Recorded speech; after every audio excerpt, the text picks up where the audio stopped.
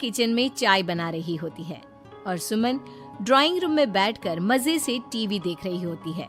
तभी दरवाजे की घंटी बजती है। प्रिया, जरा देखना तो कौन आया है। देखती हूँ मम्मी जी। प्रिया दरवाजा खोलती है तो सामने पड़ोस वाली विमला आंटी खड़ी होती है। नमस्ते आंटी जी, कैसी हैं आप? मैं तो बिल्कुल ठीक हूँ बेटा, पर तेरी सास को क्या हुआ है? आजकल कहीं दिखती ही नहीं है। जब देखो तब टीवी के आगे जमी रहती है। अंदर तो आइए आंटी। अरे ओ दीपक की अम्मा, कहाँ हो?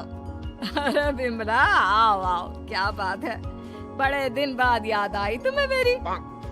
मैं तो हमेशा ही तुम्हें याद करती हूँ, पर तुम ही गायब रहती हो और आजकल तो बाहर भी नहीं आती जाती। तबीयत तो ठीक है ना तुम्हारी?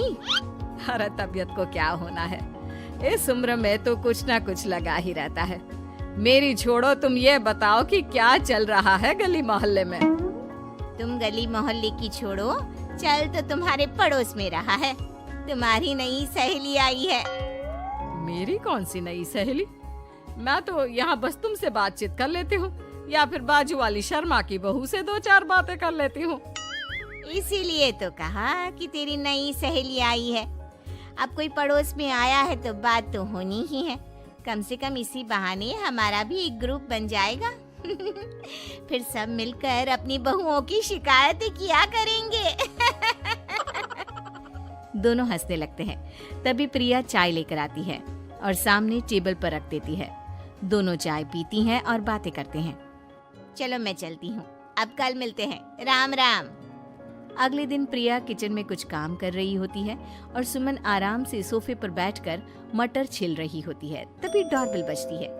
प्रिया दरवाजा खोलती है तो सामने उनकी नई पड़ोसन खड़ी होती है। जी, आप कौन? मैंने पहचाना नहीं।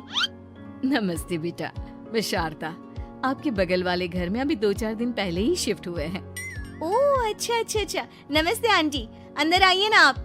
देखिए तो मम्मी जी, आज कौन आया है। इतना कहकर प्रिया किचन में चाय बनाने चली जाती है। नई पड़ोसन को घर पे देखकर सुमन थोड़ा हैरान हो जाती है।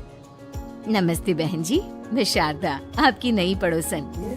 अच्छा अच्छा, आप हैं हमारी नई पड़ोसन। आइए आइए, और बताइए कैसी हैं आप? जी बिल्कुल ठीक हूँ। वो दरअसल घर पर छोटी सी पूजा रखवाई थी, बस उसी का प्रसाद देने चली आई।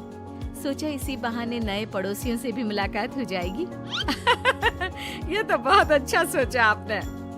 सुमन प्रिया को आवाज लगाती है। अरे ओ बहू, जरा चाय पानी का तो आके पूछ लो। ये आजकल की बहुएं भी ना, जब तक बोलो नहीं तब तक कुछ नहीं करेंगी।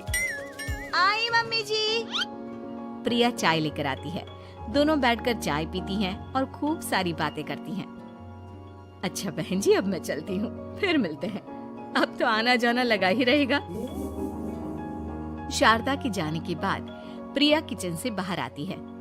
क्या बात है मम्मी जी, आप दोनों को देखकर तो लगा ही नहीं कि पहली बार मिल रही हो। आप दोनों तो बिल्कुल बिछड़ी हुई सहेलियों की तरह बातें कर रही थी। अरे जब दो औरतें मिल जाती है ना, तो बातें अपने आप ही निकल आती है। अब तू अपने काम पर ध्यान दे, बातों पे नहीं। ऐसे ही कुछ दिन बीत जाते हैं। अब सुमन और शारदा अच्छी सहेलियां बन गई होती हैं। दोनों एक साथ मंदिर जाती, मार्केट जाती और कभी कभी तो विमला भी इनके साथ मिलकर खूब हंसी ठिठोली करती। एक शाम तीनों बैठकर सुमन के घर पर चाय पी रही होती हैं कि तभी बहुत तेज बारिश शुरू हो जाती है। सुमन जोर से प्रिया को आवाज लगाती है। प्रिया, ओ प्रिया, देख कितनी तेज बारिश हो रही है। जाके छत से सारे कपड़े ले आ, नहीं तो सब भीग जाएंगे। सुमन 2 बार आवाज लगाती है लेकिन प्रिया का कोई जवाब नहीं आता। शायद प्रिया कुछ काम कर रही है, इसीलिए कुछ जवाब नहीं दे रही। अरे काहे का काम, आराम फरमा रही होगी महारानी। तभी प्रिया बीमार हालत में अपने कमरे से बाहर निकलती है। हाँ मम्मी जी, क्या हुआ? मेरी तबीयत थोड़ी ठीक नहीं है ना, इसलिए आग लग गई। अरे सारे कपड़े भीग गए और तुझे सोने से फुर्सत नहीं है।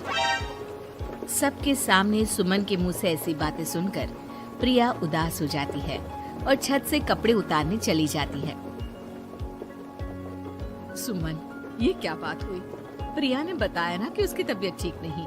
इसलिए उसकी आंख लग गई। तुम भी ना खामखा उसे सबके सामने सुना दिया। अरे आप नहीं जानती शारदा जी, कुछ बहुएं ना बहुत आलसी होती है, घर का एक काम नहीं करना चाहती। ऐसा नहीं है सुमन, तुम्हारी बहू तो बहुत प्यारी है, तुम्हारी सारी बात भी तो मानती है। हाँ सुमन, तुम प्रिया के बारे में ऐसा क्यों सोचती हो? मेरी भी दो बहुएं हैं, लेकिन मैं उन्हें अपनी बेटियों की तरह रखती हूँ। आखिर वो भी तो किसी की बेटियां ही है ना। और अगर तुम ऐसा ही व्यवहार करोगी तो एक दिन प्रिया भी तुम्हारे साथ ऐसा ही बर्ताव करेगी।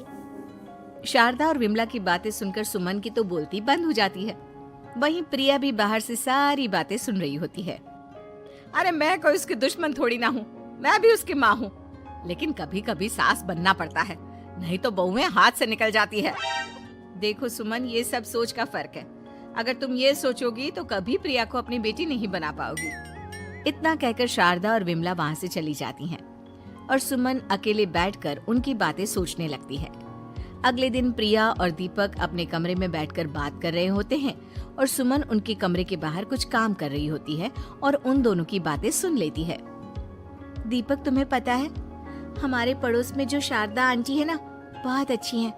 अच्छा, ऐसा क्या हो गया जो तुम्हें वो इतनी अच्छी लगने लग गई? कुछ खास नहीं, बस कल जब मम्मी जी मुझे सबके सामने सुना रही थी तो शारदा आंटी ने मेरा साथ दिया। मैं तो सच में हैरान ही रह गई थी जब उन्होंने मम्मी जी को मुझसे ऐसा बर्ताव करने के लिए मना किया। अच्छा, फिर क्या हुआ? होना क्या था, शारदा आंटी तो मम्मी जी को समझा ही रही थी कि बहू को भी बेटी की तरह ही रखना चाहिए, लेकिन मम्मी जी तो मम्मी जी है ना, उन्हें तो मुझ में हमेशा कमी ही दिखती है। काश मुझे भी शारदा आंटी जैसी सास मिली होती जो मुझे भी अपनी बेटी जैसी समझती। सुमन ये सब सुनकर बहुत उदास हो जाती है और वहाँ से चली जाती है।